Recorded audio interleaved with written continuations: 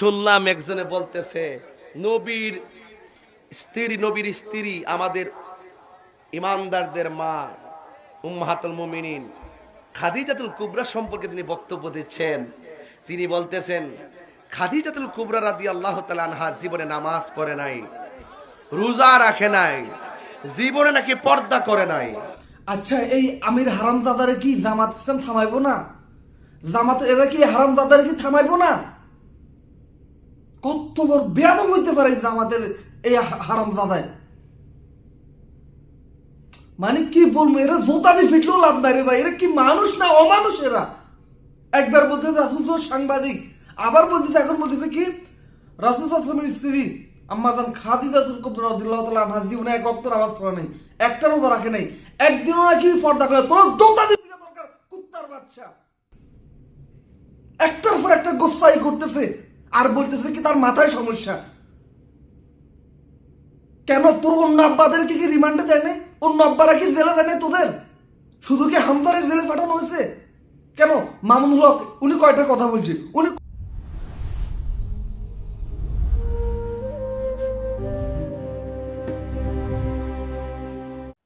আসসালামু আলাইকুম ওয়া রাহমাতুল্লাহি ওয়া বারাকাতুহু। যারা আমার এই ভিডিওটি দেখছেন দেশে ও প্রবাসে সবাইকে আন্তরিক মোবারকবাদ। দর্শক শ্রোতা, আবারও আমির হামজা মা খাদিজার সামনে বেয়াদবি করেছেন। এবার বলেছেন মা খাদিজা নাকি তিনি বেপর্দায় থাকতেন, কোনোদিন পর্দা করেননি, এবং কি আরো কিছু কথা বলেছেন যে মা খাদিজা কোনোদিন নামাজও পড়েনি, এক ওয়াক্ত নামাজও মা খাদিজা পড়েননি। দর্শক শ্রোতা, তার এই কথার কারণে এবার আহলে সুন্নাত ওয়াল জামাতের উজ্জ্বল নক্ষত্র পীর মুফতি গিয়াসউদ্দিন তাহেরি সাহেব জবাব দিয়েছেন, এবং কি তার সাথে একজন সুন্নি ভাই এমন ভাবে জবাব দিয়েছেন, যদি আপনারা ভিডিওটি না দেখেন তাহলে আপনারা অবশ্যই বুঝতে পারবেন না কি কথা বলেছেন। দর্শক শ্রোতা, আজকের ভিডিওটি খুবই গুরুত্বপূর্ণ, ভিডিওটি পুরোপুরি দেখবেন। তবে কথা না বেরিয়ে চলুন মুফতি আমির হামজা তিনি এবার মা খাদিজার সামনে কি বেয়াদবি করেছে সেই ভিডিওটি দেখে আসি। এই পৃথিবীতে একজনই মহিলা যে আল্লাহর সালাম পেয়েছে এবং জান্নাতে অলরেডি ঘর পেয়েছে জীবিত অবস্থায়, অথচ খাদিজা জীবনে একটা ওয়াক্ত নামাজ পড়েনি, এক ওয়াক্ত নামাজ পড়েনি, একটা রোজা রাখেনি, জীবনে একদিনের জন্য পর্দায় থাকেনি। বলেন, তার পুরা জীবন আমি পড়ে দেখেছি, জীবনে কোনোদিন তিনি পর্দায় ছিলেন না, নামাজ পড়লেন না, রোজা রাখলেন না, হজ করলেন না, যাকাতও দেননি, পর্দায়ও নেই, অথচ আল্লাহ সালাম দিয়েছে, জান্নাতে ঘর বানিয়ে পাঠিয়েছে। দর্শক শ্রোতা, আপনারা দেখতে পেয়েছেন মুফতি আমির হামজা কিন্তু এই কথাই বলেছেন যে মা খাদিজা তিনি কোনোদিনও এক ওয়াক্ত নামাজ পড়েনি, এবং কি তিনি কোনোদিনও পর্দা করেনি, তিনি নাকি বেপর্দায় ছিলেন। তিনি কিন্তু নিজেই আগে বলে গেছেন যে মা খাদিজাকে আল্লাহ নিজেই সালাম দিয়েছেন এবং কি তাকে জান্নাতের টিকিট দিয়েছেন। তাহলে তা এমনিতে জান্নাতের টিকিট দিল যে কোনোদিন নামাজ পড়েনি, যে কখনো পর্দা করেনি। আসলে তাহলে তার কথা বোঝা যাচ্ছে আপনারা নামাজ না পড়েন, পর্দা না করলেও আপনারা জান্নাত পেয়ে যাবেন। আসলে কি বোঝাতে চাচ্ছে তিনি? দর্শক শ্রোতা, ইতিমধ্যে আপনারা জানেন তাকে পাগল বলা হয়। আসলে তার কথাবার্তার কারণে তাকে মানুষ পাগল বলে থাকে। তবে এই ব্যাপারে আহলে সুন্নাত ওয়াল জামাতের উলামায়ে কেরাম এবং এক সুন্নি ভাই ভালোভাবে জবাব দিয়েছে। চলুন সেই ভিডিওগুলো দেখে আসি। আচ্ছা, এই আমির হারামজাদারে কি জামাত ইসলাম থামাইবো না? জামাত এরা কি হারামজাদারে কি থামাইবো না? কত বড় বেয়াদব হইতে পারে জামাতের এই হারামজাদায়। মানে কি বলবো, এরা জোতা দিয়ে ফিটলেও লাভ নাই রে ভাই। এরা কি মানুষ না অমানুষ? এরা একবার বলতেছে রাসূল সাংবাদিক, আবার বলতেছে, এখন বলতেছে কি রাসূল সাল্লাল্লাহু আলাইহি ওয়াসাল্লামের স্ত্রী আম্মাজান খাদিজাতুল কুবরা রাদিয়াল্লাহু তাআলা আনহা জীবনে এক ওয়াক্ত নামাজ পড়ে নাই, একটা রোজা রাখে নাই, একদিনও নাকি পর্দা করে। তোর জোতা দিয়ে ফিটা দরকার, কুত্তার বাচ্চা, বেয়াদবের বাচ্চা কোথাকার। এত জামাতের বদনাম করতেছে, এর কারণে জামাত ডুববে। দেখবেন 100% লেগে রাখেন, এর কারণে জামাত ডুববে। বেয়াদবের বাচ্চা বেয়াদব। এখন একদম কুলাঙ্গার শুনবো ভাই, এই যখন জেলে ছিল এর এমন রিমান্ড দিচ্ছে, মাথা টাথা ফাগল হয়েছে। এর মাথা ফাগল হলে ফাবনাতে কেন ফাটায় না? এর ফাবনাতে ফাটায় না কেন? এর কেন মাঠে উঠানো হইতেছে? হয়তো আবার আগামীকাল কাশি মাফ চাইবো। তো বারবার উঠতেছে, বারবার বেয়াদবি করতেছে, বারবার মাফ চাইতেছে। তো তাহলে একে ফাবনা না ফাটাই এরা মাহফিলের ময়দানে আনে কোন শালায়? বুঝলাম এরা কি মানুষ নাকি জানোয়ার? এরা নবীর সামনে গোস্তাকি, নবীর স্ত্রীর সামনে গোস্তাকি, আল্লাহর সামনে বেয়াদবি। বলতেছে আল্লাহ নাকি সর্বশক্তিমান না, বলতেছে এটা আরো গবেষণা করার জন্য। আরে বাড়ি তোর দল লোকরা বলছে তুই ফাগল, তোর মাথায় সমস্যা আছে, তুই কি গবেষণা করছিস? তো বেয়াদব আবার বলতেছে কি slip of tongue. Slip of tongue তুই মানে বুঝস? বেয়াদব একটা কথা বলতে মুখ ফসকার একটা চলে এসে ওটা তো স্লিপ অফ টাং। যেমন আমি বলতাম কি 1990 সাল, 1990 সাল, আমি 1990 সালের জায়গায় আমি বলেছিলাম কি 2090 সাল।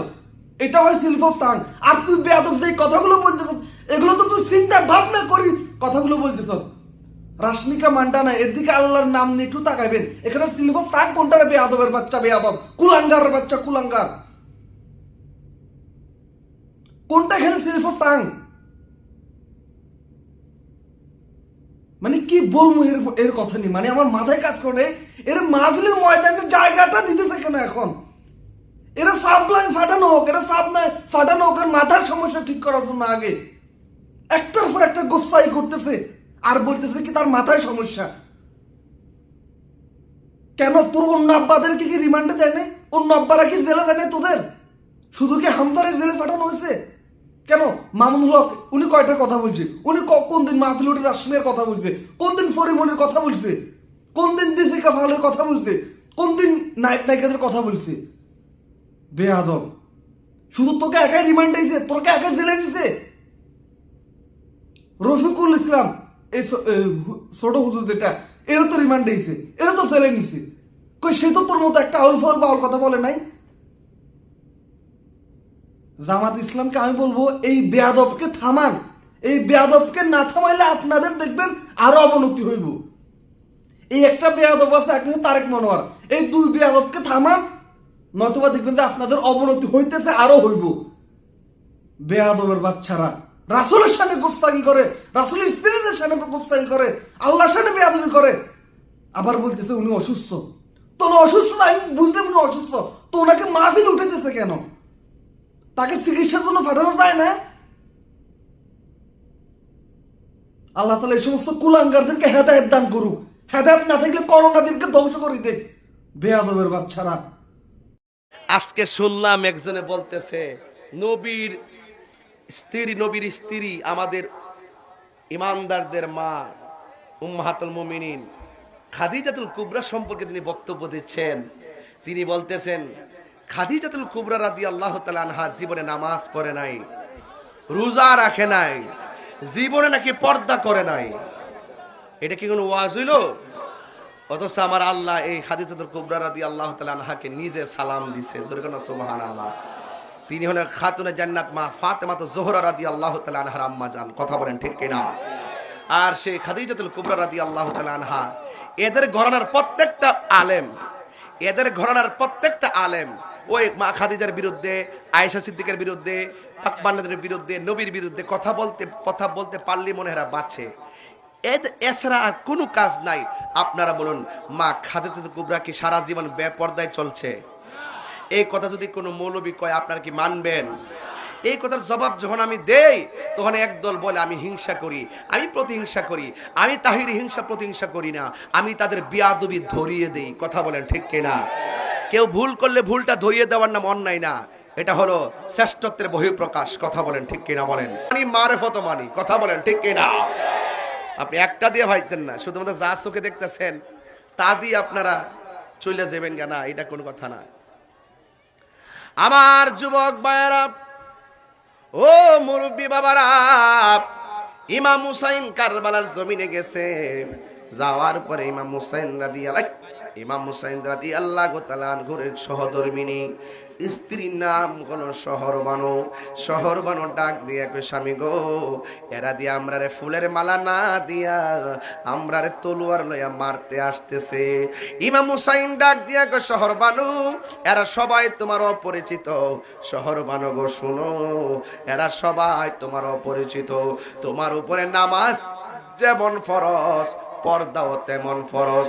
আমি তাবু টানাইয়া দিতেছি, পর্দার ভিতরে তুমি যাইয়া পর্দা করো। এইভাবে তাবু টানাইয়া দিছে, আর হাতের মধ্যে তলোয়ারটা লইয়া খেজুর গাছের মধ্যে ডালের মধ্যে কোপ দিয়া ডালটা কাটতে গেছে, ছায়া দেখতেছে ডালের গোড়া থেকে পানি পড়ে না, গাছের গোড়া থেকে রক্ত ঝরতেছে রক্ত।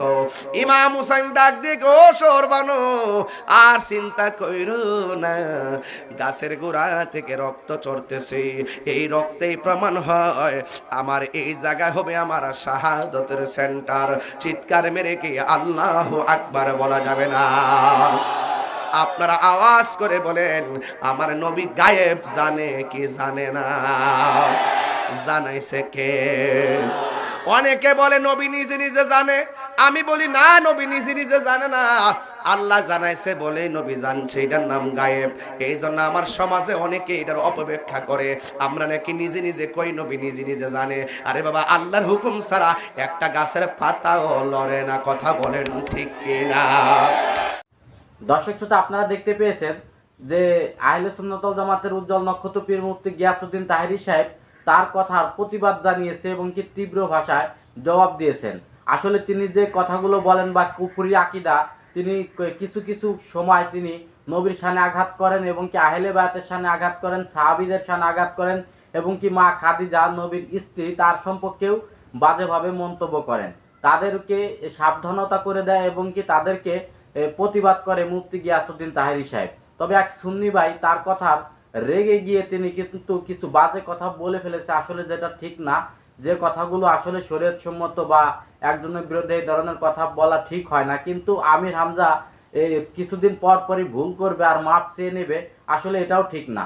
তাকে ওয়াজ থেকে অবসর যেতে হবে, আর যারা তাকে মাহফিলে দাওয়াত দিয়ে এনে এই ধরনের কর্মকাণ্ড ঘটায় আসলে তাদের দিকেও লক্ষ্য রাখতে হবে, তারা যেন এই ধরনের কাজ না করে। আমির হামজাকে দাওয়াত না দিয়ে এই ধরনের বক্তব্য থেকে যাতে বিরত থাকতে পারে। দর্শক শ্রোতা, তবে আজকের এই ভিডিওটি এই পর্যন্ত। ভিডিওটি যদি ভালো লাগে অবশ্যই লাইক কমেন্ট শেয়ার করবেন এবং কি চ্যানেলটি সাবস্ক্রাইব করবেন। আল্লাহ হাফেজ।